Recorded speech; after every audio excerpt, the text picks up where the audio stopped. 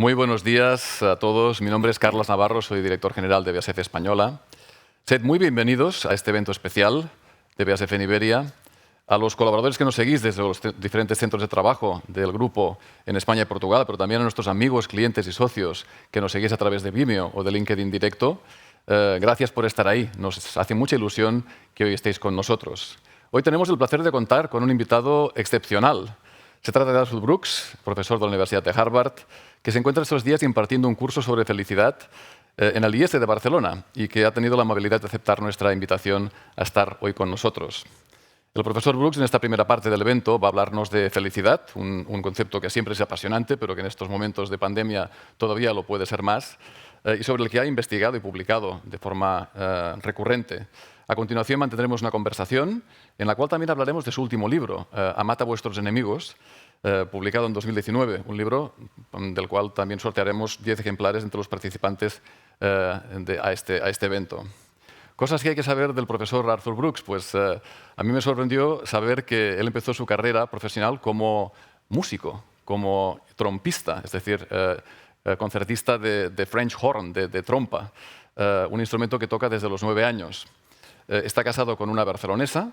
La conoció en un concierto en Francia en el 89 y esto le motivó a trasladarse a Barcelona en el 89, donde consiguió plaza como músico en la Orquestra Ciutat de Barcelona.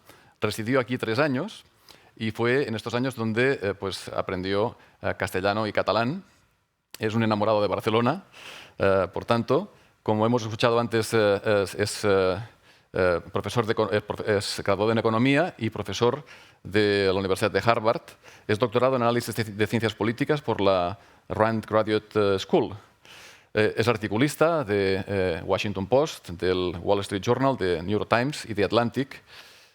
Autor de 11 libros y, además, según el corresponsal del Mundo en Estados Unidos, uno de los intelectuales más influyentes para el Partido Republicano, aunque Arthur se define como independiente, de cariz conservador, y es un firme creyente en el poder del emprendimiento como la única manera efectiva de sacar las personas de la pobreza en el planeta. Además, considera que el capitalismo bien entendido es el mejor sistema disponible, el único que realmente nos permite crear bienestar a través de la meritocracia y de las oportunidades.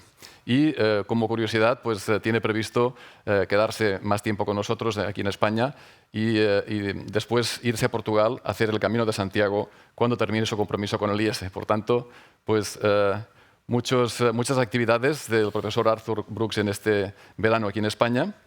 Y, por cierto, en enero de 2022 va a publicar su nuevo libro, From Strength to Strength. Arthur, bienvenido a nuestro evento. Gracias por estar con nosotros aquí. Gracias, Carlos. Y tienes la palabra, por favor. Muy bien, gracias. Y muchas gracias a ustedes. Qué placer estar aquí con todos ustedes. Ojalá estuviéramos aquí todos juntos en persona, pero ya, es que con la tecnología ya estamos haciendo milagros. Es un honor participar en esta conferencia para esta gran compañía, una compañía con una influencia mundialmente. Y lo que estáis haciendo aquí para la sostenibilidad, estamos mirando en Estados Unidos y todas partes del mundo. Pues felicidades por estas iniciativas y muy buena suerte. Os necesitamos, efectivamente. Voy a hablar esta hora de la felicidad. Todo el mundo quiere ser feliz, obviamente. Yo tengo una clase en Harvard, la Universidad de Harvard, donde yo pertenezco a la facultad, sobre liderazgo y felicidad. Yo he introducido esta clase durante la pandemia. ¿Por qué? Porque todo el mundo está cuestionando su felicidad. Mucha gente es, francamente, infeliz. Y estamos buscando otras maneras de encontrar la felicidad, lo cual es una oportunidad. Las grandes compañías del mundo, sobre todo esta compañía, sabe que cuando hay un problema, realmente es una oportunidad. Es lo mismo con la felicidad. Cuando tú eres infeliz, quiere decir que tienes una señal para buscar la felicidad de otra manera, lo cual es una oportunidad. Yo voy a hablar de eso hoy. Son cosas con las cuales yo hablo con mis estudiantes. Es una clase que tengo allí. Es la clase más popular del Harvard Business School, de la Escuela de Negocios de Harvard. ¿Por qué? No, por mí no. Porque la gente quiere ser más feliz. Pues vamos a ver lo que podemos entender y aprender en los próximos 25-30 minutos. Empezar con el tema.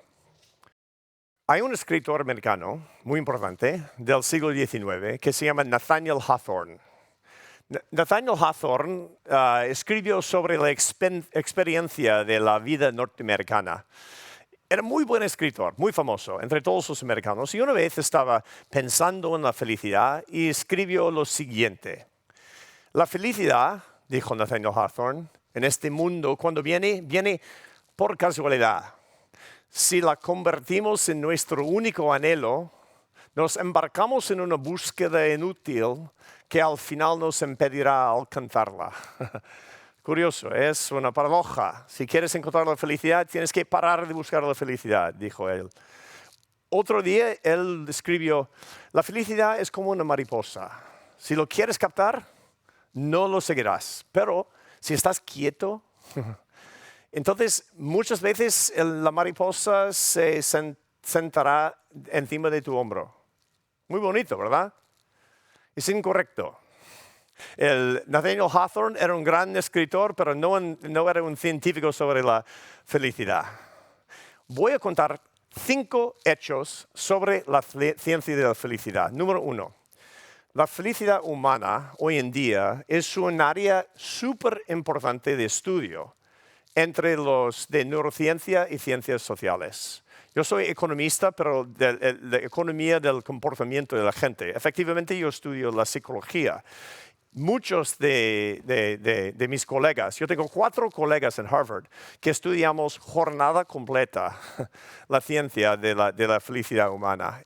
No es una cosa que tienes que esperar y esperar, sino de estudiar. Segundo hecho es, se puede medir con precisión razonable la felicidad. ¿Cómo? A través de preguntar a la gente. Si estás pensando en tu felicidad, yo te pregunto, ¿cuál es tu número entre, 1 y 7? 1 es más infeliz posible, el 7 es el más feliz posible. ¿Cuál es tu número? Normalmente la gente te sabe y te dice la verdad. Número 3, la felicidad mejora tu éxito y resiliencia profesional. La gran mayor parte de mis alumnos piensan que si tienen éxito profesional, entonces serán felices. Es al revés. Si son felices, tendrán más éxito, lo cual es muy importante de reconocer. Número 4, se puede mejorar la felicidad, no por casualidad y no deseando sencillamente la felicidad, sino a través de estudiar la felicidad. Y finalmente, nosotros podemos ayudar a los demás a ser más felices. Eso es un regalo, ¿eh? Desde que he estado estudiando la felicidad, he visto a través de los datos, pero a través de mis experiencias también, que yo puedo compartir la felicidad, compartiendo los hechos, la ciencia, las ideas, las técnicas. Yo voy a hablar de unas cuantas cosas ahora para que ustedes sean más felices, empezando ahora. ¿Cómo se mejora la felicidad? Pues hay 3 pasos.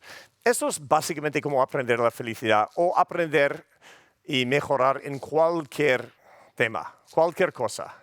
Tienes que entender, aplicar y compartir. Mi padre era profesor de matemáticas y él, una persona muy inteligente, una persona muy culta, él podía explicar ideas de matemáticas muy abstractas. Yo siempre pensaba que ¿cómo es posible que sea tan inteligente de poder hacer una cosa así? Y le pregunté una vez, ¿cómo has dominado tanto las matemáticas para explicar cosas abstractas de esta manera? Y él me respondió, lo enseño. Lo enseño. Y a través de enseñar las matemáticas, entiendo las matemáticas. Es verdad.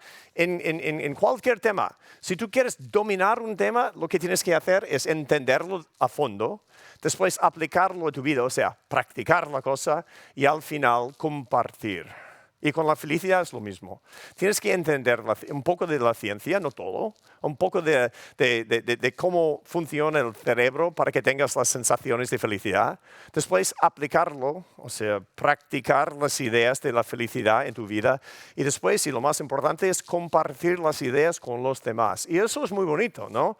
O sea, para ser más feliz tienes que dar más felicidad a los demás. Es casi un milagro, es el secreto de vivir bien. Pues entonces, cuando la gente aprende que yo soy un profesor de felicidad, lo cual suena muy raro, ¿no? Siempre me preguntan dos cosas. ¿Es nuestro país cada vez más feliz? Hablando de Estados Unidos, pero aquí también, estoy enseñando eso aquí en España, en inglés, no en castellano, pero en todo caso la gente aquí en España me pregunta, ¿la felicidad del país está mejorando o va para abajo? Y la segunda pregunta que siempre me preguntan es, ¿voy yo a ser más feliz con el tiempo? Pues yo voy a decir, como un ejemplo de la ciencia, cómo contesto estas dos preguntas. Primero, esto es un poco de datos sobre Estados Unidos y España. Es la felicidad media del pueblo. Empezando en el año 2007 y acabando hace un par de años, en el 2018. Acabo antes de la pandemia. ¿Por qué? Porque la pandemia son circunstancias especiales. Y claro, en todos los países la felicidad ha bajado muchísimo, pero ya está aumentando, está creciendo ahora. Dejo eso. Yo quiero saber, entre las vidas normales, sin la puntuación de la pandemia, cómo ha cambiado la felicidad. Estados Unidos es la línea roja. Y se nota que en Estados Unidos la felicidad está bajando ligeramente, poco a poco. Esto es una escala entre 1 y 10. Ha bajado básicamente entre el 7,5 y el 7 entre la población. Eso es significante, no mucho, pero es significante. Y en realidad la felicidad ha estado bajando en Estados Unidos desde el año 1988, un poquito casi cada año. Es muy interesante eso. ¿Por qué ha pasado esto? Los sociólogos y los psicólogos dicen que cada vez hay menos fe. Cada vez la gente está formando menos familias y están teniendo menos hijos.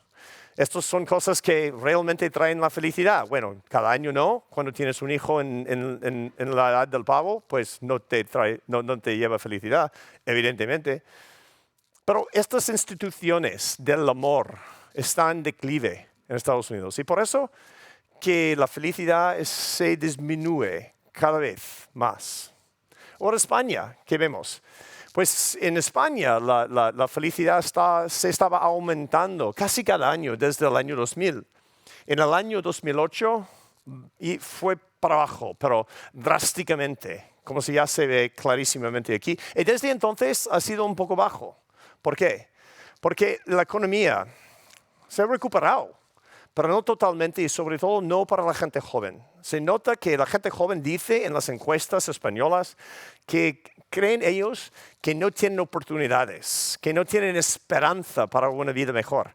Y la esperanza y el progreso es uno de los grandes secretos de la felicidad.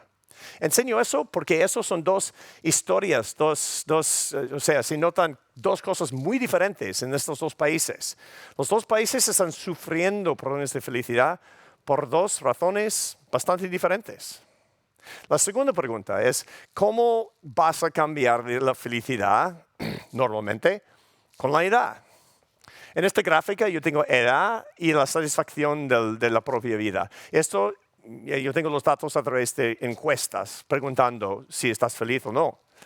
Y normalmente yo pregunto a mis alumnos, antes de enseñar esta gráfica, mis alumnos tienen 27, 28, 29 años porque están estudiando su MBA.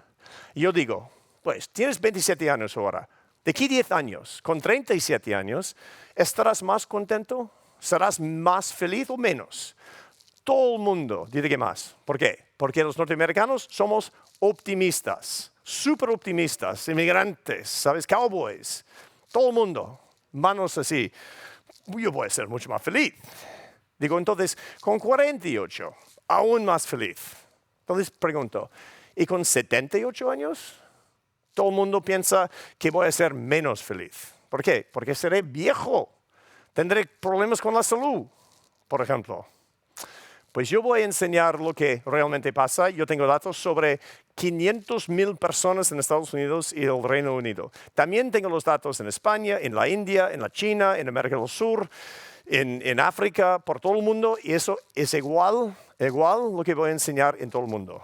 No hay diferencias entre las entre los países. Oh, ¿qué ha pasado? Lo que está pasando es que la felicidad normalmente, no para todos, todo el mundo es un poco diferente, pero normalmente la felicidad baja bastante entre 20, 21 años y 53 años. O sea, no mucho. Eso es una escala de 1 a 10 y solo estoy enseñando entre 7 y 9. ¿Okay? O sea que no es una cosa drástica, pero es notable. Entonces, normalmente baja la felicidad. ¿Por qué? Pues por muchas razones fisiológicas, por ejemplo, por la presión que viene con el éxito de la carrera, de la familia. Y también hay un eufemismo que usan los psicólogos de la presión familiar. Es un eufemismo de niños con la edad del pavo. Yo me acuerdo cuando mi hijo, yo tengo un hijo que se llama Carlas, como el jefe, Carlas, pero es muy diferente que este jefe, ¿eh? Mi hijo Carlas, cuando tenía 16 años, estaba suspendiendo todas las asignaturas en el instituto, todos. Estábamos, pero desesperados. Estábamos teniendo un día una reunión con el director del instituto. Dice eso, yo no sé si va a graduar, yo no sé si puede ir a estudiar a la universidad. Estamos en el coche después, silenciosos, Esther, mi mujer y yo, desesperados. Y al final mi mujer, que tiene mucha esperanza porque es española, dice, mira, tenemos que buscar otra manera de entender este problema. Digo, pues, ¿qué sugieres? Dice, por lo menos sabemos que no está haciendo trampas. O sea, todo el mundo tiene problemas con su versión de Carlas. O sea, los niños dan mucho sentido. O sea, el sentido de la vida viene muchas veces a través de los niños. Pero el disfrute, no tanto. Esto es lo que pasa. Después, normalmente con 53, 55, 57 años, empieza de nuevo a subir. Y al final resulta que parece que está un poco al mismo nivel hasta el final. Entonces, basado en todo eso, la pregunta más importante no es lo que normalmente pasa con la felicidad. Interesante, sí, interesante, es una cosa que puedes hablar en una fiesta, por ejemplo, pero la cuestión que tenemos todos es lo siguiente. ¿Qué proporciona una felicidad duradera? ¿Qué puedo hacer para ser más feliz? ¿Cuáles son las aplicaciones, las prácticas de la gente feliz? Y esto voy a explicar en 15 o 20 minutos con 4 ecuaciones básicas. O sea, yo soy fundamentalmente un matemático. Yo voy a explicarlo con 4 ecuaciones, pero no va a ser una cosa que es difícil de entender, ya veréis. Ecuación número 1. Los macronutrientes de la felicidad humana. Yo pongo de esta manera porque cuando tú hablas de la comida y tú no te encuentras bien, normalmente lo que tienes que buscar es el desequilibrio entre los macronutrientes. En la comida hay 3, proteínas, grasas y hidratocarbones. O sea, solo 3. En la felicidad hay 3, 4 macronutrientes también, iguales. O sea, la felicidad no es un sentimiento, no es una mariposa, no es una cosa que espontáneamente te afecta. No. Muchas veces tienes sentimientos felices. Pero la felicidad, la definición de la felicidad viene a través de 3 cosas: el disfrute, el propósito y la satisfacción. Estas 3 cosas son muy importantes. Y cuando una persona es infeliz, normalmente o faltan estas 3 cosas o faltan una cosa o 2. No tiene la balanza, no tiene el equilibrio. La felicidad requiere de los 3 macronutrientes en abundancia y también en equilibrio. Es muy importante. Y yo voy a hablar un poco más de eso, pero todo el mundo sabe lo que es. Disfrute es difícil de describir exactamente, pero es placer con elevación. O sea, el placer viene a través del alcohol, pero el disfrute viene a través de un buen vino. Y tienes que tener un poco de educación para disfrutar de un buen vino. Disfrute mucho más importante que el placer para la felicidad. El propósito es muy interesante porque el propósito es una cosa que requiere no sencillamente felicidad, sino también la infelicidad. No hay nadie que dice, es que he encontrado el propósito de mi vida cuando estaba de vacaciones en Ibiza. No es lo que dices. Siempre encuentras el propósito de tu vida a través de los problemas, de los sacrificios, a través de tus hijos cuando te molestan y están teniendo problemas, a través de las relaciones rotas, a través de gente que muere en tu vida. A través de esas experiencias encuentras el propósito. Entonces, irónicamente, la felicidad requiere infelicidad en este sentido. Y al final es la satisfacción. Yo voy a hablar luego un poco de la satisfacción. La satisfacción es una cosa que muy difícil, porque puedes llegar a la satisfacción, pero no puedes mantener la satisfacción. Más luego de este tema. Ecuación número 2. ¿Qué es lo que afecta nuestros niveles medidos de la felicidad? He estado midiendo felicidad a través de este discurso, entre 1 y 7, 1 y 10, 1 y 100, lo que sea.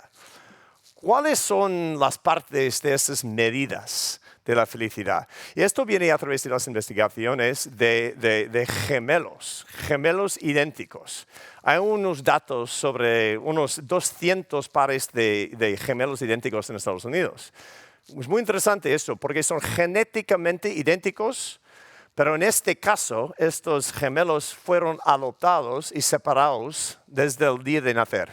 Entonces, con 40 años los reunieron y compararon las personalidades de los dos gemelos para saber cuál era de su familia y cuál era de la genética, de su personalidad. Encuentran que entre 40 y 80% de cada aspecto de tu personalidad es genético, es genética. Entonces, y la felicidad también. Resulta que a través de estos estudios hemos encontrado que la mitad, 50% de tu felicidad es genético. Lo cual encuentro francamente deprimente. Yo quiero controlarlo todo. ¿Por qué? Porque soy americano.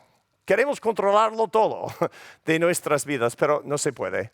50%. O sea que tu madre te ha hecho infeliz. Literalmente. Pero tienes la otra mitad. Y entre la otra mitad puedes partirlo en dos. 25% de tu felicidad viene a través de las circunstancias. Ahora, todo el mundo piensa que si yo puedo controlar las circunstancias de mi vida, voy a ser feliz. O sea, si Carlos me da un trabajo mejor dentro de la compañía, seré feliz. Si me sube el sueldo, seré feliz. Si tengo un accidente, seré infeliz. Si mi mujer me deja, seré infeliz. Y todo eso es verdad.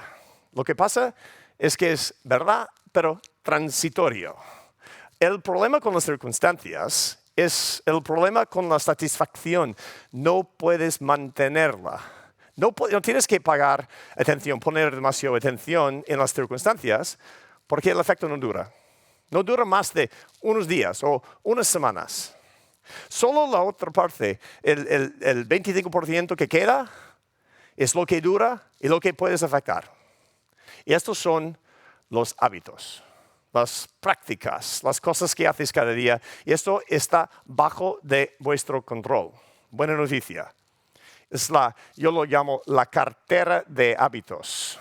Es donde debemos enfocar nuestra atención, porque el nivel de felicidad viene de eso, y eso es la ecuación número 3.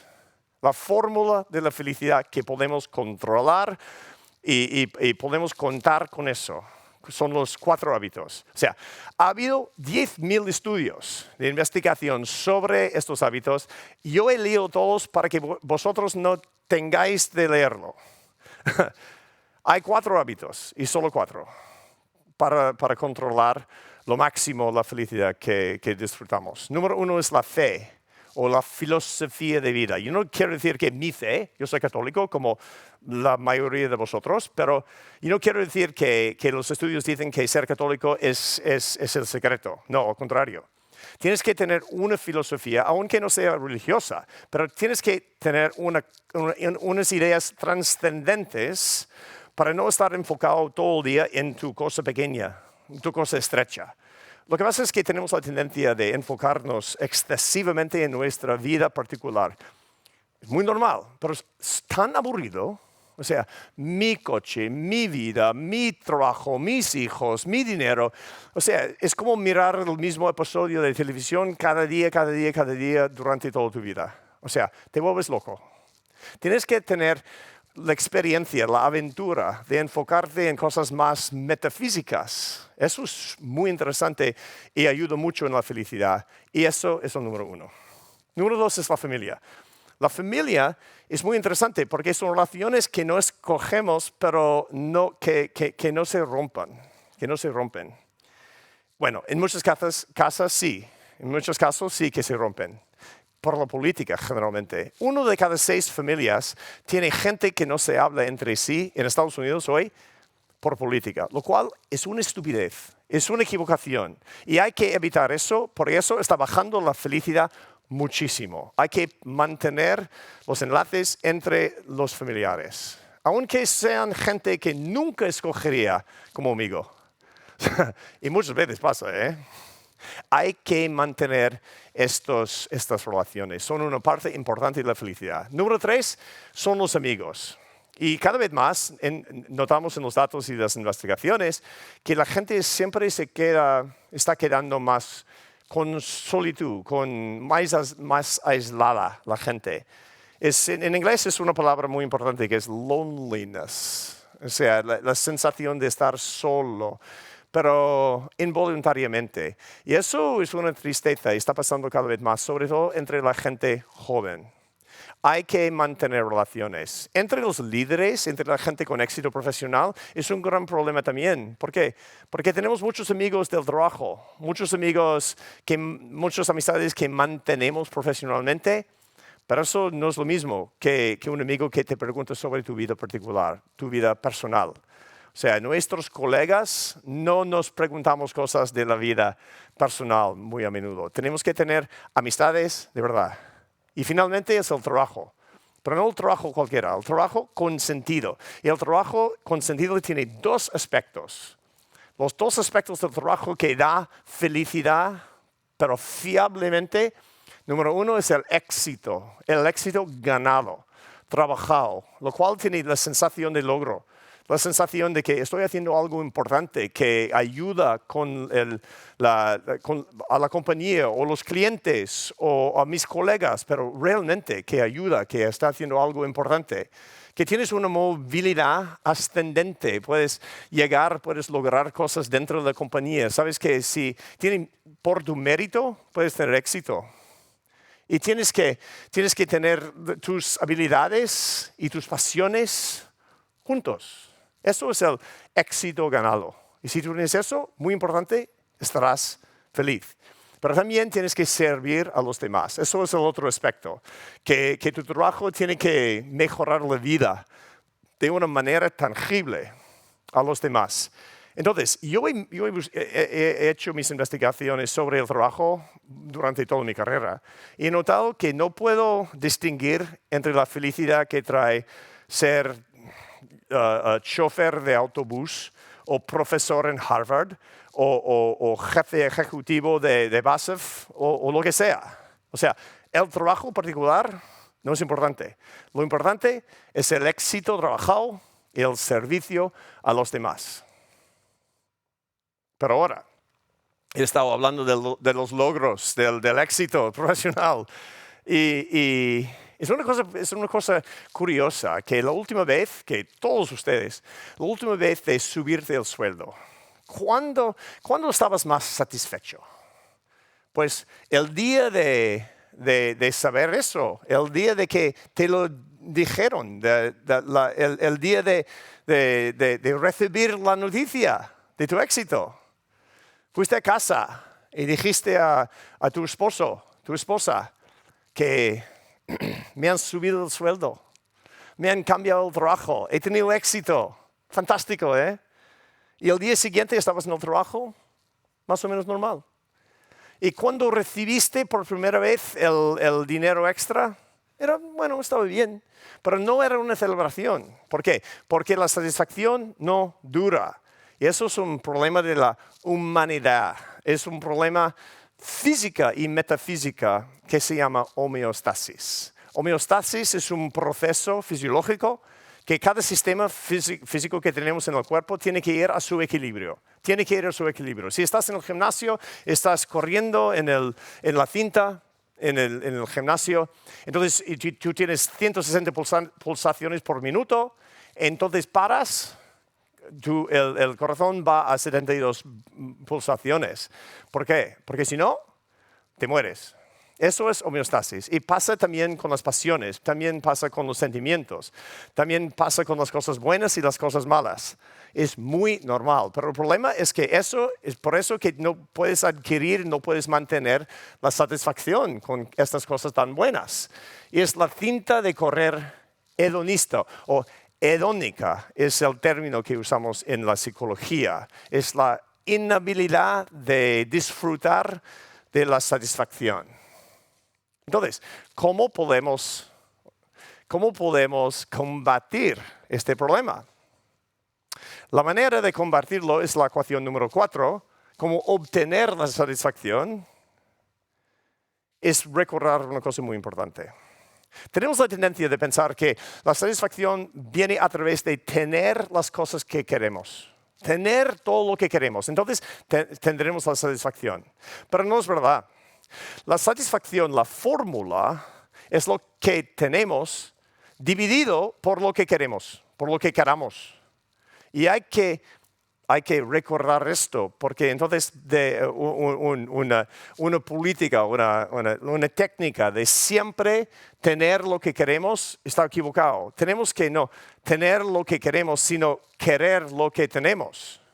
Y si podemos así administrar las cosas que queremos, tenemos la solución, tenemos el secreto de la satisfacción que dura. Hay que aumentar la satisfacción administrando lo que se quiere, lo que yo quiero. Entonces, un consejo profesional que siempre doy, tenemos una expresión en inglés, es el bucket list, o sea, es la cesta de cosas que quieres, los deseos. y en Estados Unidos siempre tenemos, la gente dice que, ¿qué es lo que está dentro de tu cesta? Entonces tienes una lista de vacaciones que quieres hacer, de coches que quieres comprar, de sitios donde quieres vivir. Y eso lo que está haciendo es que está bajando tu satisfacción porque está inflando la parte de abajo de esta fracción, lo que quieres. Es una equivocación. Hay que hacerlo al revés. Crear una lista inversa de los deseos. Y si puedes hacer eso, entonces puedes llegar a un punto de la sabiduría que me dijo el Dalai Lama. Hace 8 años que estoy trabajando con él. Cada año yo voy a la India y yo trabajo con él, escribimos juntos. Y este año, por la pandemia, hemos tenido que hacerlo virtualmente, como todo, como esto. Como esta conferencia.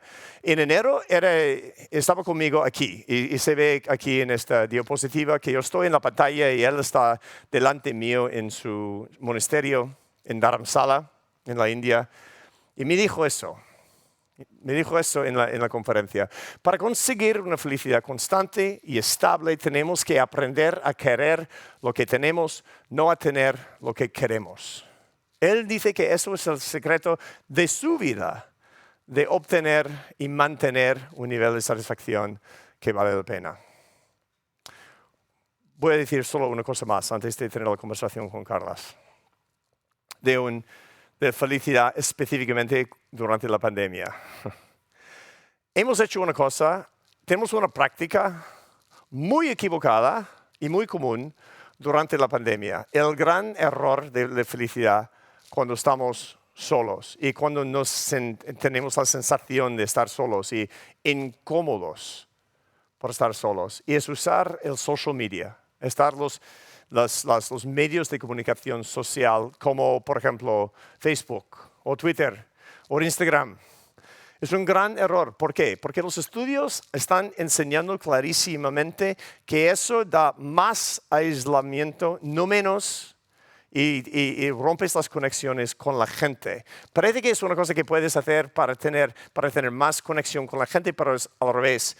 Estoy enseñando esta diapositiva porque esto es una compañía muy importante de química.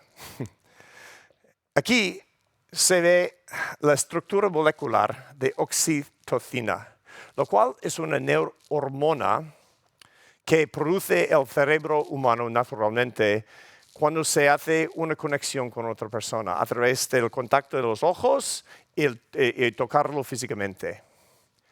Se llama la molécula del amor por los neurofisiológicos. Es muy importante porque es una cosa que tienes cuando tienes una relación con una persona que está delante tuyo, pero es una cosa que no puedes obtener a través del ordenador.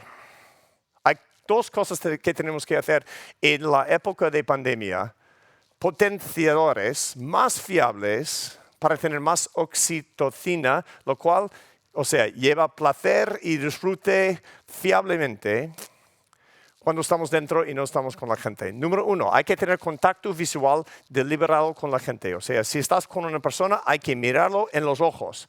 Muy, muy importante. Y también lo puedes hacer con el perro. Porque es una cosa muy interesante que los perros experimentan oxitocina exactamente igual como los humanos y tu perro puede experimentar más felicidad también. Pero mirándolo en los ojos. Esto es mi perro, se llama Chucho. Es un muy buen perro. Y cuando me siento solito, le toco, le miro en los ojos y me siento mejor. ¿Por qué? Porque él tiene oxitocina y yo también. Segundo, hace falta un abrazo de 22 segundos cada 2 horas. Porque tocar así físicamente con la gente te mejora mucho, mucho fisiológicamente la experiencia que tienes de oxitocina en el cerebro. Esas son 2 técnicas que realmente funcionan. Si 22 segundos de un abrazo te parece mucho, pues muy bien, te va a mejorar el matrimonio. Reflexiones. Entonces, sobre lo que acabo de decir. Como persona, hay que preguntarse, ¿estoy enfocando a mi fórmula de felicidad, de fe, familia, amistad y trabajo? ¿Diversificando y atendiendo a cada uno de los elementos cada día o no? ¿Lo que hago refleja mi éxito trabajado, ganado y mi servicio a los demás? ¿Y estoy gestionando mis deseos mundanos?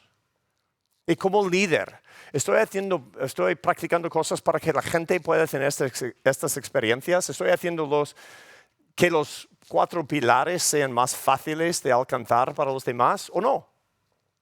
¿Estoy dando a mis colaboradores oportunidades para trabajarse su éxito y servir a los demás o no? ¿Estoy modelando una vida de deseos mundanos o de ambición por lo que realmente importa? Mi fe, mi familia, mis amistades y el trabajo que sirve a los demás. Pues hay que preguntar estas cosas y a través de las respuestas podemos encontrar más felicidad. Muchas gracias. Bien, pues estamos aquí con Arthur Brooks después de esta interesantísima conferencia que nos ha brindado sobre el tema de la felicidad, esas ecuaciones que podemos usar todos para mejorar nuestro nivel de felicidad y poder dirigir nuestra vida con más acierto. Arthur, ahora querríamos hacerte algunas preguntas, luego daremos también paso a la audiencia. Pues yo quería, en primer lugar, preguntarte por el aumento de la desigualdad y de la polarización política que hemos visto en los últimos años, la última década. ¿Esto de alguna manera influye en la felicidad o la infelicidad de la población? Sí, no, es verdad. Es que una cosa que hemos notado clarísimamente entre los datos en Estados Unidos y aquí en España también, es no es la inigualdad, sino es la polarización política. O sea que cada vez más la gente está sustituyendo política por la religión. Y cuando la religión está bajando en importancia en las vidas de la gente, la política inversamente, o sea, la gente tiene que creer en algo, efectivamente, y los políticos efectivamente están poniéndose en el lugar donde había religión antes. Y eso da mucha pasión a la gente, mucha polarización y muchos problemas que tenemos. Y no hemos podido solucionar eso. Yo conozco gente aquí, en Estados Unidos, como ya había comentado, hay muchas familias que no hablan entre sí, y aquí en Cataluña también. Es un gran problema y tenemos que solucionarlo. Cada uno de nosotros tenemos que reconocer que la política no nos va a traer el sentido ni la felicidad. Es una frase muy, muy contundente y sobre la que seguro que pensaremos. En tu último libro, Amad a vuestros enemigos, aquí en la versión inglesa, dices que ahora mismo la cultura imperante es la del desprecio por el adversario, por el adversario político. Y de hecho lo calificas como pandemia, y este libro es del 2019, antes de la pandemia global, ¿no? ¿Por qué es tan tóxico y destructivo el desprecio por el otro? El desprecio es una expresión del odio. O sea, la ira de estar enfadado con otra persona no quiere decir que te odio. Al contrario, es muy interesante que los estudios sobre los matrimonios enseñan que no hay correlación entre la ira y el divorcio. No hay conexión. O sea, menos mal, porque estoy casado con una española. Pero sí, es que, o sea, la correlación es enorme entre el menosprecio, entre el desprecio y el divorcio. Porque el divorcio o sea, tiene ira y añade el asco. Efectivamente dice que tú no vales nada. O sea, tú no vales nada. Y nunca dirías una cosa así a otra persona. Sobre todo una persona que es tu esposo. Pero cuando le dices a un colega o dices a un ciudadano de tu país, esta persona nunca olvidará el insulto que le has hecho. Y efectivamente es la manera, es el hábito que tenemos de expresarnos con el desprecio con los demás. Estamos haciendo muchos enemigos así tontamente, sencillamente por este mal hábito de comunicación. En tu libro dices que a nadie se le ha convencido con insultos de una opinión que no tuviera antes, ¿no? Sí. Es casi imposible, ¿no? Sí, exactamente. Si tú quieres cambiar cómo piensa otra persona, insultarlo nunca funciona. Ajá, claro. Tú dices que para responder al desprecio que podamos recibir de alguien, habría que mostrar, digamos, buen corazón, ser educados, ser amables, ¿no?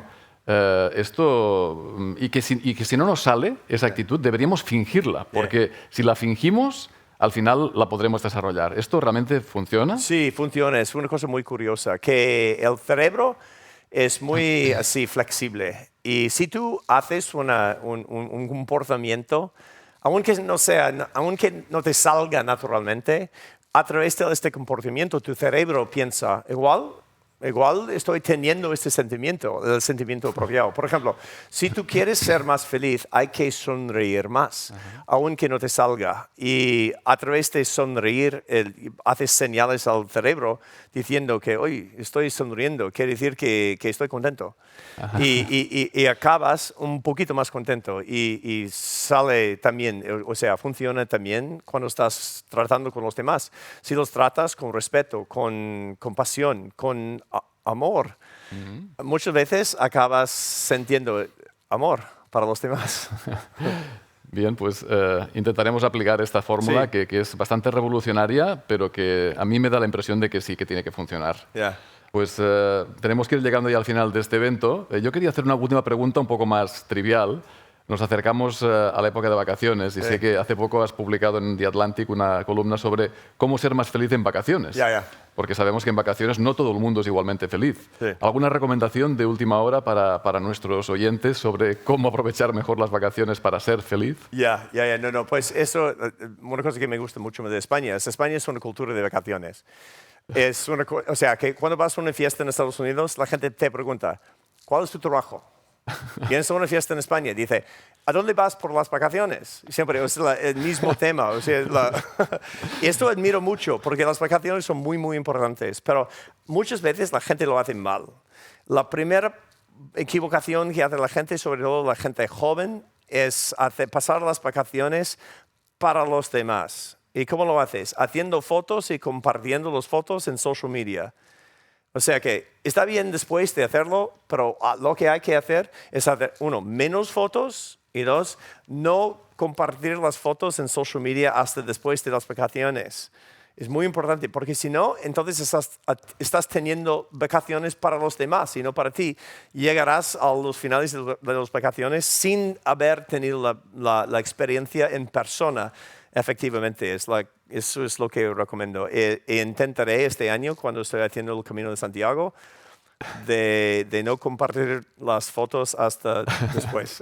Estaremos pendientes. Sí, sí. Y todo el mundo estará mirando, o sea, Claro. a ver si tiene éxito. Muy bien, pues con estas palabras más prácticas llegamos al final del evento. Si estáis interesados en conocer más sobre la obra y la filosofía de vida de Arthur Brooks, os recomiendo en primer lugar leer sus libros, empezando por el último, Amad a vuestros enemigos, disponible en español. También seguirlo en Twitter, donde su hashtag es Arthur Brooks, con más de 70.000 seguidores. También visitar su página web, arthurbrooks.com, donde os podéis suscribir a sus newsletters y también seguirle en sus intervenciones. Arthur, ha sido un placer y un privilegio tenerte aquí con nosotros, escuchar tus reflexiones tan profundas y tan directas que creo que nos han hecho reflexionar y que nos van a ayudar, creo, un poco más a sobrevivir en esta situación tan complicada de pandemia. Que disfrutes mucho de tu estancia en Barcelona. Gracias. Y que vaya muy bien el Camino de Santiago. Gracias, por Carlos. estar con nosotros. Sí, gracias a todos vosotros. Ha sido un privilegio, un placer estar con mis nuevos amigos de BASF. Gracias, Arthur.